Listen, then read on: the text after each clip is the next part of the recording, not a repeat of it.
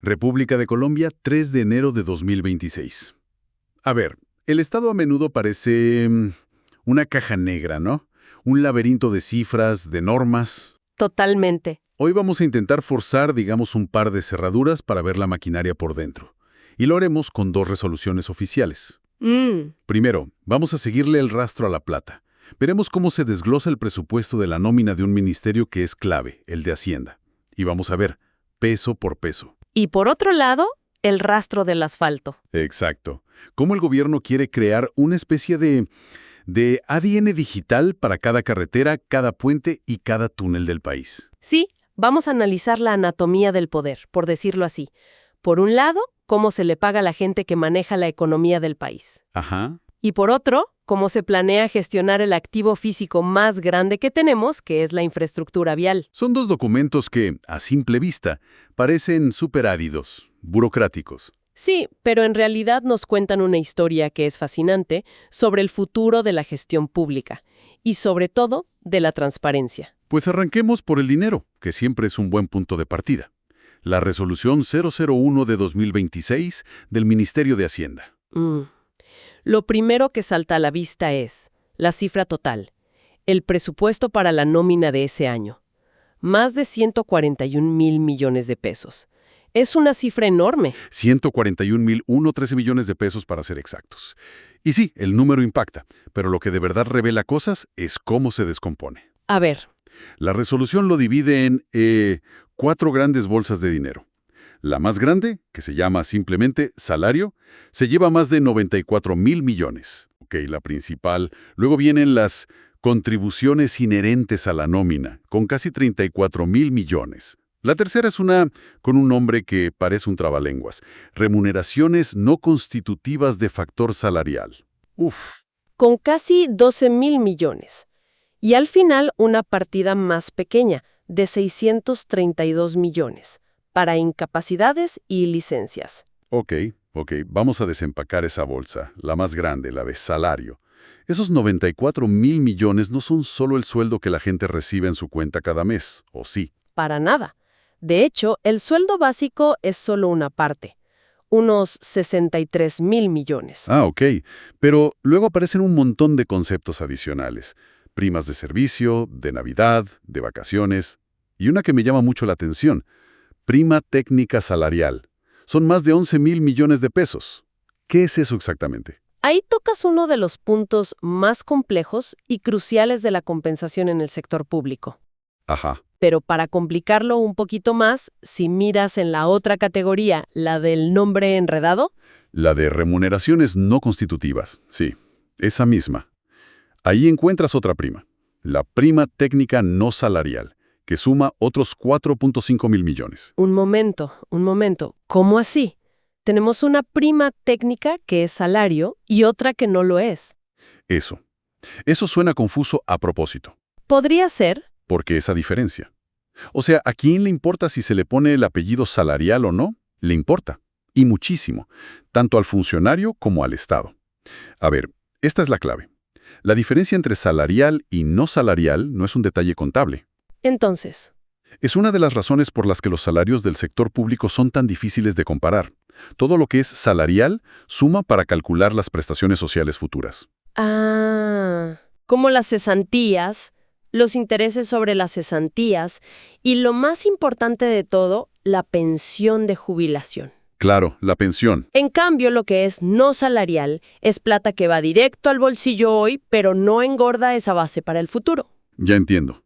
Es la burocracia en su máxima expresión. Una sola palabra puede cambiar el futuro financiero de una persona. Y el costo a largo plazo para el Estado. Es un incentivo enorme para atraer o retener a un experto muy cotizado. Entiendo. Es una forma de ofrecer un mejor pago hoy sin comprometer tanto el presupuesto de pensiones de mañana. Clarísimo. Y en la otra gran bolsa, la de contribuciones, ¿qué más encontramos? Pues ahí está todo lo demás. Veo aportes a pensiones por casi 10 millones, a salud por 7 millones y el famoso auxilio de cesantías por más de 8 millones. Y no te olvides de los aportes a cajas de compensación, al ICBF, que es el Instituto Colombiano de Bienestar Familiar, al SENA. El Servicio Nacional de Aprendizaje, sí. Y eso nos lleva a otra conclusión importante. Cuando se habla del costo de la burocracia, la gente piensa solo en el sueldo básico. Claro, en lo que llega a la cuenta. Exacto. Pero este documento demuestra que el costo real de un funcionario para el Estado es significativamente más alto. Por cada 100 pesos de sueldo básico, el Estado tiene que poner una cantidad adicional muy importante en todo esto. Es como el mapa completo del costo laboral. Un mapa perfecto. Y por lo que veo, esto no es un simple informe para que lo miremos. Está firmado por la subdirectora de Gestión del Talento Humano y habla de impartir una orden. Absolutamente. Ese es el punto fundamental.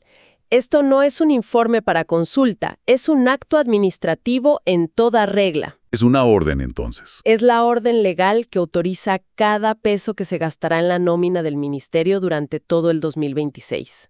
Se basa en el decreto del Presupuesto General de la Nación y garantiza que cada pago sea legal y que quede registrado en el Sistema Financiero del Estado, el SIF Nación. O sea que sin esta resolución... Sin esta resolución simplemente no se podría pagar la nómina. Así de simple. Queda claro. Tenemos entonces un sistema que rastrea cada peso destinado a la maquinaria humana del Estado. Es un nivel de detalle impresionante para un activo intangible como es el talento. Pero, ¿qué pasa cuando el activo es algo que todos podemos ver y tocar? Como una carretera. Pues resulta que el Estado está aplicando una filosofía similar y quizá aún más ambiciosa para gestionar el asfalto. Así es. Y con esto nos movemos a la resolución 2025-340-5335 del Ministerio de Transporte. ¿Ok? Este documento busca estandarizar la información de toda la red de carreteras del país en un solo sistema. El Sistema Integral Nacional de Información de Carreteras, el SINC. Pero no es solo un mapa, por lo que entiendo. No, para nada. El documento menciona algo llamado Sistema de Información Geográfica o SIG. ¿Y eso qué es, en cristiano? A ver, piensa en Google Maps, pero con superpoderes, y enfocado solo en infraestructura vial. Ok, me gusta. Un SIG no es un dibujo estático. Cada elemento en el mapa, un puente, una señal, incluso un bache, no es solo un punto, es un objeto con una base de datos detrás. Tiene coordenadas geográficas exactas bajo un estándar que se llama Magna Sirgas, y a ese objeto se le puede adjuntar todo tipo de información. Fecha de construcción, material, estado de conservación, cuándo fue el último mantenimiento, de todo. Es como un inventario vivo. Exacto. Un inventario vivo y consultable. Suena muy sofisticado. Y veo que la resolución crea 2 niveles de exigencia para reportar la información. Uno básico y otro detallado. Y esa distinción es la que hace que el sistema sea viable, ¿no? No se le puede pedir lo mismo a una concesión vial de última generación, como las 4G, que a un pequeño municipio que gestiona sus caminos veredales. Tiene sentido. Por eso, las grandes vías concesionadas por la ANI, la Agencia Nacional de Infraestructura, están obligadas a usar el modelo detallado. ¿Y los municipios y gobernaciones? El básico. Por lo general, sí. Para las vías secundarias o terciarias, el básico es suficiente. Ok, hablemos del nivel básico. Dice que hay que reportar 9 capas geográficas. Además de lo obvio, como el eje de la vía, puentes y túneles, menciona cosas como sitios críticos de inestabilidad. Sí, y obras de drenaje. Pero además se exige un registro fotográfico muy específico. ¿Cómo es eso? Para el modelo básico, piden una foto del inicio y del final de cada tramo, y una foto adicional cada 200 metros. Cada 200 metros. Sí. Y la resolución es increíblemente quisquillosa con los detalles técnicos. Formato JPG, tamaño máximo de 300 kilobytes y dimensiones de 1024 por 768 píxeles. ¡Wow! El objetivo es crear un archivo visual que sea estándar, comparable para todo el país. Una foto cada 2000 metros. Es un trabajo inmenso. Pero si eso es el nivel básico, ¿qué demonios pide el nivel detallado? ¿Cuánto más granular se puede ser? Mucho más. El nivel detallado contempla 17 capas, y aquí la filosofía cambia completamente. ¿En qué sentido? No se trata solo de marcar puntos en un mapa. Se trata de crear un gemelo digital de la carretera. Un gemelo digital. Imagínate un modelo 3D en un computador.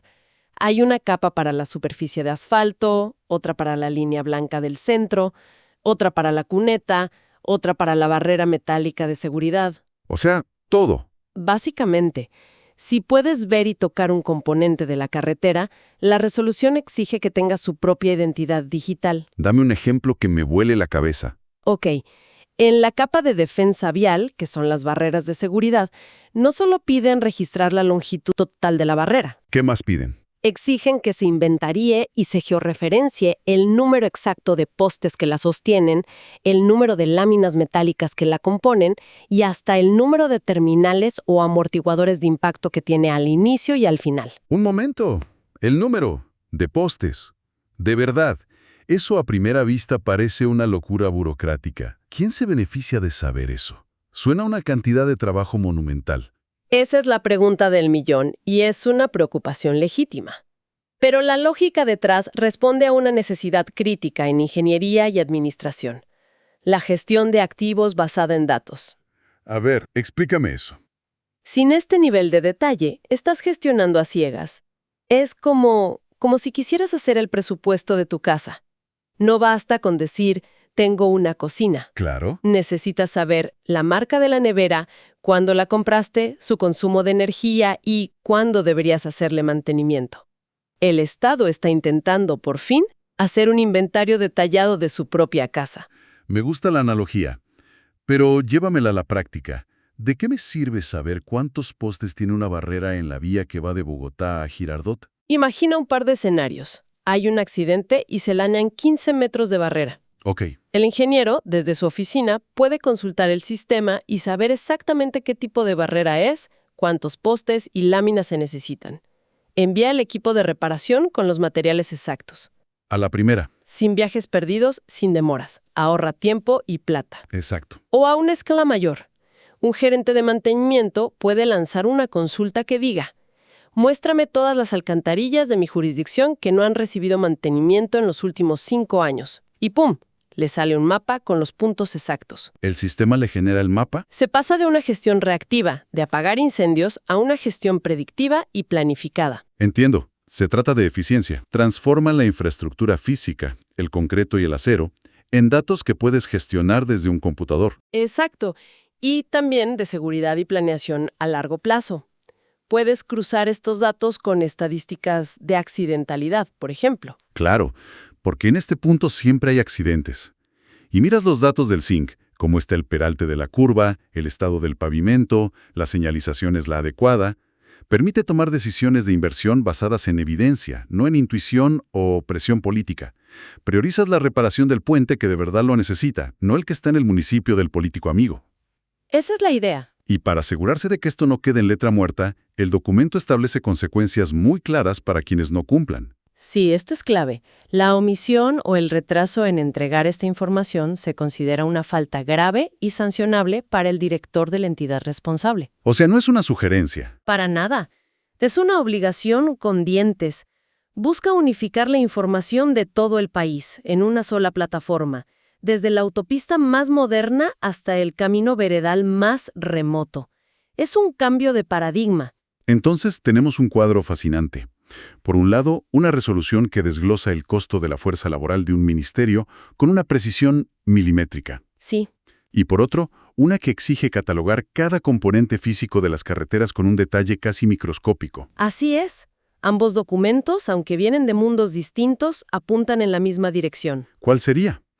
Un Estado que depende cada vez más de la tecnología y de la estandarización de datos para gobernarse. Estamos presenciando el paso de los grandes informes agregados, los mapas estáticos, a bases de datos que son dinámicas, granulares y, en teoría, mucho más transparentes, que reflejan la realidad de los recursos del país casi en tiempo real. Ya. Y todo esto me deja pensando en algo, ¿no? Si ya es tecnológicamente posible tener este nivel de detalle sobre la nómina de un ministerio y sobre la composición de una carretera, ¿qué impediría en el futuro cruzar estos datos? ¿A qué te refieres? Imagina un sistema donde se pueda consultar el estado de un tramo vial específico, ver el presupuesto que se le asignó para su mantenimiento a los últimos años y quizás hasta la unidad y los nombres de los responsables de su gestión, todo en una misma plataforma pública. Sería una auditoría ciudadana. En tiempo real. Exacto. La pregunta es, ¿estamos presenciando los primeros pasos hacia eso?